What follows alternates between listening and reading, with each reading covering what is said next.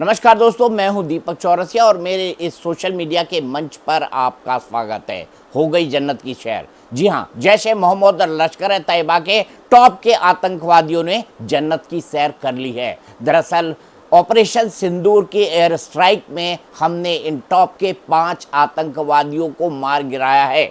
IC-814 से लेकर मुंबई धमाके और देश के अलग अलग हिस्सों में धमाके की स्ट्रैटेजी, प्लानिंग, उसको प्लॉट करने, लोगों को ट्रेन करने, यूथ को रेडिकलाइज करने, इन तमाम चीज़ों के अंदर ये सभी के सभी आतंकवादी शामिल थे।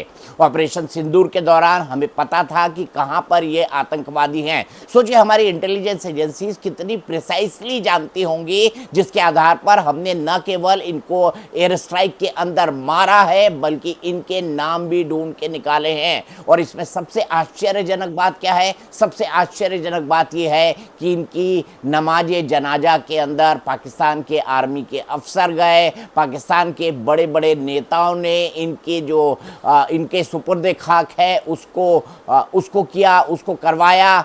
बड़े बड़े जलसे हुए। चीफ ऑफ आर्मी स्टाफ जो है बाकायदा उनकी तरफ से लश्कर के आतंकवादी अबू जुंदाल, जिसका नाम आपने कई बार कई सारे बम धमाकों के अंदर सुना होगा, लश्कर का ये वही आतंकवादी था जो जुड़ा हुआ भी था मुंबई हमलों के पूरे षड्यंत्र से। तो ये कौन कौन से? एक मुरीद के और एक बहावलपुर, ये दो सबसे बड़े मदरसे हैं जिनके अंदर ये कुछ हो रहा था। मदरसे नहीं, ये पाकिस्तान ऑक्यूपाइड कश्मीर नहीं बल्कि पंजाब, मेन पंजाब जो पाकिस्तान का दिल कहा जाता है, क्योंकि पंजाबी ही पूरे के पूरे पाकिस्तान को डोमिनेट करते हैं। पंजाबी पूरे के पूरे पाकिस्तान को डोमिनेट करते हैं, इसलिए उनका यह मानना होता है कि पंजाब में अगर कोई रहेगा, जैसे मुरीद के अंदर एक कैंप था, बहावलपुर के अंदर एक कैंप था, एक लश्कर ए तैयबा का था, एक जैश ए मोहम्मद का था, और उनको ऐसा लग रहा था कि शायद हमें इन इलाकों के अंदर कोई मार भी नहीं पाएगा। क्योंकि होता यह था कि ये जो इन्होंने ऊपर से मदरसे बना रखे थे ना, और मदरसे के अंदर क्या चलता था? मदरसे के अंदर चलता था आतंकवादियों का ट्रेनिंग कैंप। आतंकवादियों को इस ट्रेनिंग कैंप में किस किस तरह के इनको प्रशिक्षण दिए जाते थे, इनको डीप डाइविंग सिखाई जाती थी, इनको बंदूक चलाना सिखाया जाता था, इनको सुसाइड बम्बर बनना सिखाया जाता था। आप ये सोचते होंगे कि ये लोग ऐसे बनने को आखिरकार क्यों राजी हो जाते हैं? क्योंकि उनके दिमाग के अंदर जहर भरा जाता है। मदरसे में यह बताया जाता है कि गैर इस्लामिक इंसान को मारना ही जिहाद है। हो सकता है मेरी इस बात से कुछ लोग दुखी हों, कुछ लोग विचलित हों, लेकिन कम से कम आतंकवादियों का जिहाद यही है। इसीलिए जिहाद के नाम पे आईसिस बना, जिहाद के नाम पे लश्कर ए तैयबा बना, जिहाद के नाम पे हिजबुल मुजाहिदीन बना, जिहाद के नाम पे जैश ए मोहम्मद बना, जिहाद के नाम पर और दूसरे आतंकी संगठन बने, अलकायदा बना, ये जिहाद के नाम पर ही बना है। तो ये एक एक करके आतंकवादियों का कच्चा चिट्ठा आपके सामने खोलता हूं, कैसे इनको पाकिस्तान के झंडे में लिपटा कर इनकी नमाज़े जनाजा कराई गई। ये जो तस्वीरें देख रहे हैं ना आप, ये सेना के बड़े बड़े अफसर हैं। अब मैं आपको सबसे पहले आदमी के बारे में बताता हूं। ये सबसे पहले शख्स का नाम है अबू जुंदाल। अबू जुंदाल का असली नाम है मुदस्सर खादियन खास अलायस मुदस्सर अलायस अबू जिंदाल। इसका एफिलिएशन किसके था? इसका एफिलिएशन लश्कर ए तैयबा था। लश्कर ए तैयबा का जो मरकज है, मरकज ए तैयबा मुनीर के, इसको ये संभालता था। मुनीर के इसी मदरसे को, पंजाब को हमने बम से उड़ाया है। और ये जो आतंकवादी मारे गए हैं ना, ये किसी एक फ्लोर पर नहीं रह रहे थे, ये वहां पर बड़े बड़े बंकर बनाए गए थे कई मंजिल नीचे, उसके अंदर ये मारे गए हैं। और इन बंकरों को मारने के लिए हमने प्रिसीशन बम डाले थे। तो अबू जिंदाल कौन था? ये इंचार्ज था मरकज तैयबा मुदीर के का। इसको गार्ड ऑफ ऑनर दिया गया। फ्यूनरल के वक्त इसको जब नमाज जनाजा पढ़ी गई, इसको सुपुर्द खाक किया गया, तो इसको क्या दिया गया? इसको गार्ड ऑफ ऑनर दिया गया। किसकी तरफ से? पाकिस्तान आर्मी की तरफ से। हम कहते हैं ना, पाकिस्तान आतंकवाद को बोता है, पालता है, पोसता है, बड़ा करता है, भारत में छोड़ता है ताकि भारत को 1000 कट्स दिए जा सके बॉडी में। यही उसकी स्टेट पॉलिसी रही है, क्योंकि उसको पता है सीधा युद्ध वो भारत के साथ लड़ नहीं सकता। तो ऐसा ही एक ऑर्गेनाइजेशन है लश्कर ए तैयबा। लश्कर ए तैयबा का इसको नंबर 2 कहा जाए, ये कहा जाए कि लश्कर ए तैयबा के मैनेजमेंट को डे टू डे में संभालने वाला अबू जिंदाल था, तो गलत नहीं होगा।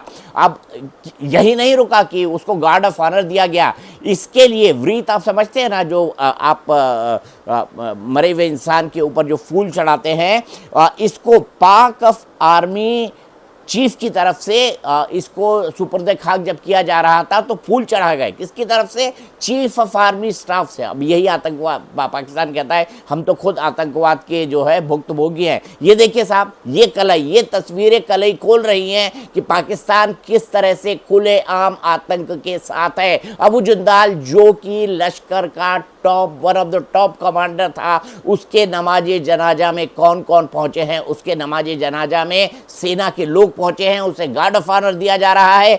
मरियम नवाज ने इस पूरे नमाजे जनाजा को कराया और उनकी तरफ से भी एक फूल दिए गए। मरियम नवाज कौन है? शहबाज शरीफ की भतीजी है, नवाज शरीफ की बेटी है और साथ ही साथ पंजाब की मुख्यमंत्री है।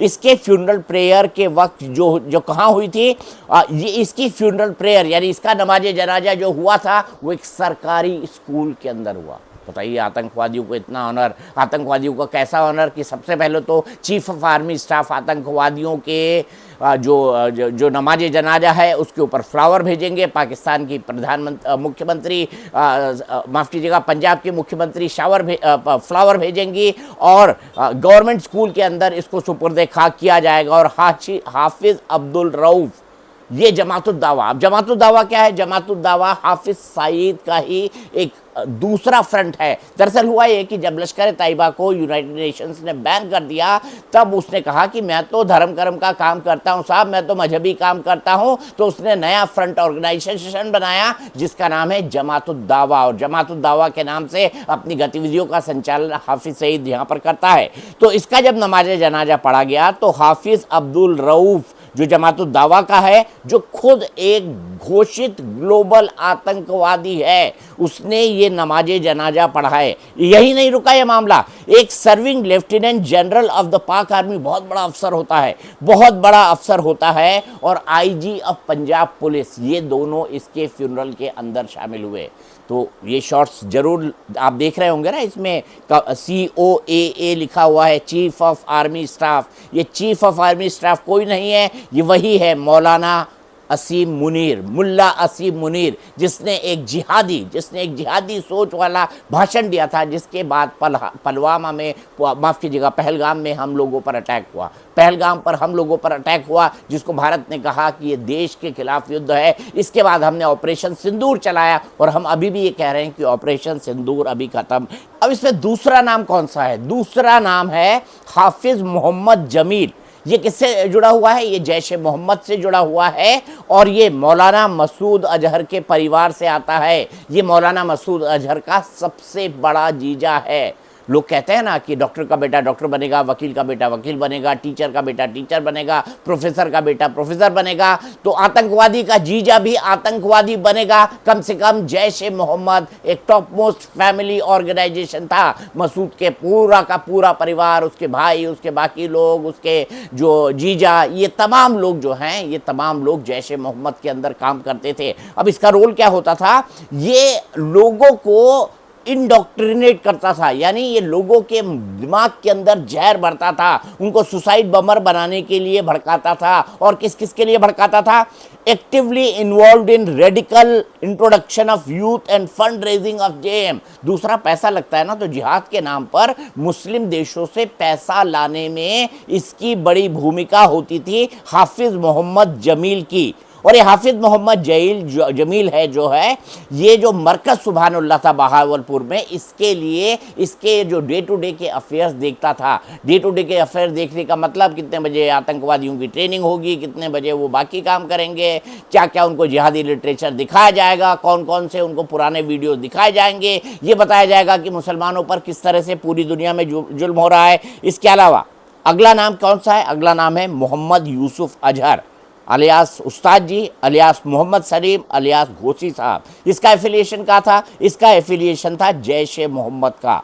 ये भी ये भी जो है ब्रदर इन लॉ है। किसका ब्रदर इन लॉ है?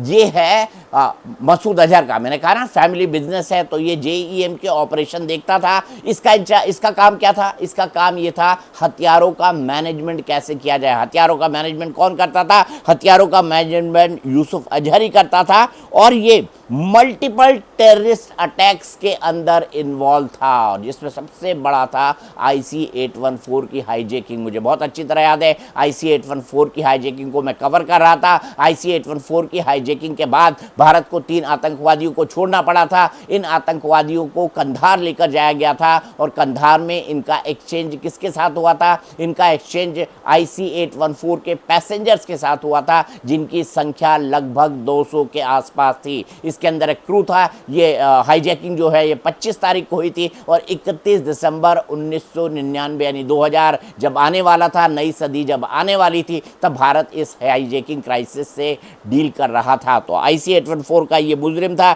ये भी मारा गया है। इसके अलावा एक और आतंकवादी है, इसका नाम है खलीद अलियास अबू आक्शा। इसका एफिलिएशन किससे है? इसका एफिलिएशन लश्कर तैयबा से है। 2 मरकज़ गिराए, मरकज़ तैयबा गिराया हमने, दूसरा मरकज़ सुभान अल्लाह गिराया। मरकज़ का मतलब क्या होता है? मरकज़ का मतलब सेंटर होता है, यानी ये एक तरह का आतंकवादी शिविर था जो मदरसे की आड़ के अंदर चलाया जा रहा था। इसका काम क्या था? दरअसल हुआ ये कि जब अफगानिस्तान से अमेरिकी सेना छोड़ के गई, तो वो अपने कई सारे हथियार जो है वो छोड़ गई। इसके अलावा जो इलीगल आर्म्स का ट्रेड होता है, उसका भी एक बहुत बड़ा गढ़ अफगानिस्तान है। तो खालिद यानी अबू आक्शा का रोल ये होता था कि जो इलीगल आर्म्स और इलीगल वेपन्स हैं, उसको जो है उसको लेकर आए, और उसको लेकर आके आतंकवादियों के हाथ में सौंपे, ताकि वो मौत बांट सके।